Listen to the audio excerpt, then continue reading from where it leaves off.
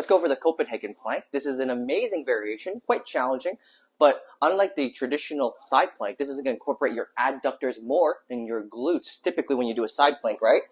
The bottom leg will be taking most of the weight, but in the case of a Copenhagen Plank, you want a box about the length of your upper arm. As you can see, this, I don't know if you can see, but we have a bench here that's a lot taller than this one, so this would be way too high for me. But this is perfect because I'm super short, I'm not a very big guy. So what I'm going to do is take my foot and I'm going to line the inside of my shoe on the top here.